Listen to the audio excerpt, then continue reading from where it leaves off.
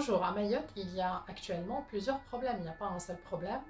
Il y a le problème de la pénurie d'eau, il y a le problème des violences, des agressions, il y a le problème de pauvreté, il y a le problème de l'immigration illégale.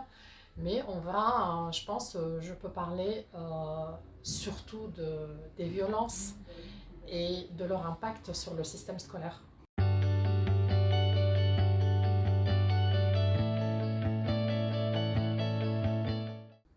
Dans les établissements scolaires, à cause des violences, donc on a récemment eu des barrages, des caillassages de bus et donc les élèves ils n'arrivent pas à accéder aux établissements scolaires. Donc on se retrouve avec 2, 3, parfois une dizaine d'élèves au lieu de 30 élèves. Il faut savoir que les effectifs sont très chargés dans les établissements scolaires à Mayotte. Déjà, on a une pénurie d'établissements scolaires, donc des effectifs très lourds.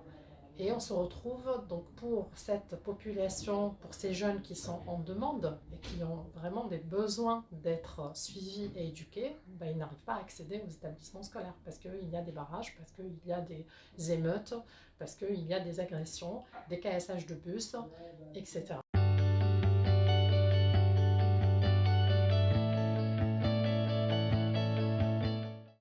Le problème des violences, il perdure depuis une dizaine d'années. Donc, bien évidemment, il n'y a pas une solution magique, mais moi, je pense que le périscolaire, ça peut être une solution.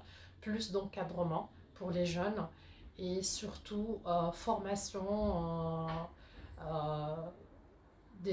impliquer aussi les associations. On peut impliquer les associations, mais surtout trouver les moyens pour les encadrer.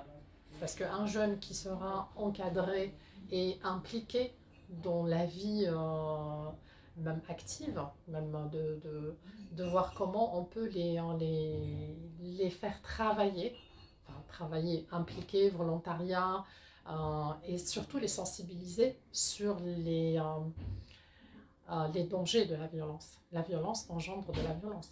Donc on ne peut pas vivre, c'est un cercle vicieux.